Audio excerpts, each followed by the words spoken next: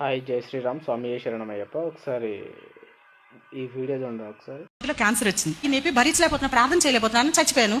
అయితే ఆ దేవుడు వచ్చాడు, యేసు ప్రభు ఇలాగా వచ్చామా దా అన్నాడు. ఏంటి వచ్చేది ప్రభా, నేను నమ్మాను, నా వాళ్ళకి చెప్పాలి అని. అందరూ అలాగంటారమ్మా, 2 రోజు పైకి మర్చిపోతుంటే.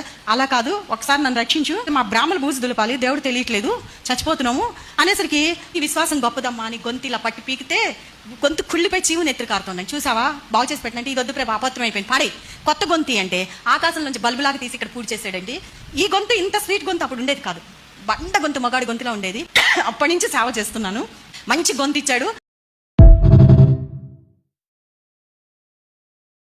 చూశారు కదా స్వామి, అది సైకిల్ ట్యూబ్ అనుకుంటుందో మరి ఇంకేమనుకుంటుందో తెలియదు. తన గొంతుని తీసేసి వేరే గొంతు పెట్టాడంట. మరి అది సైకిల్ ట్యూబా లేకపోతే లారీ ట్యూబా టైరా అనేది మనకు తెలియదు. సో వీళ్ళ పిచ్చి, వీళ్ళది అంతా నమ్మడం అనేది, ఏదైనా సరే ఒకటి చెప్తే నమ్మాలి, ఏది పడితే అది చెప్తే నమ్మరు. స్వామి శర్మ ఎటు చేసి హిందువులకి చెప్పాలి. ఒక మాట అన్నది, హిందూ అంటే మామూలుగా మన ఎవరైతే అయ్యగారులు ఉంటారో, పూజారులు ఉంటారో, వాళ్ళ గురించి ఒక మాట అనింది. సో వీళ్ళది ఏంటి అంటే, హిందువులను ఎటు చేసి తిట్టాలి, హిందువులని ఎటు చేసి వాళ్ళ మీదకి ఏదైనా చెయ్యాలి.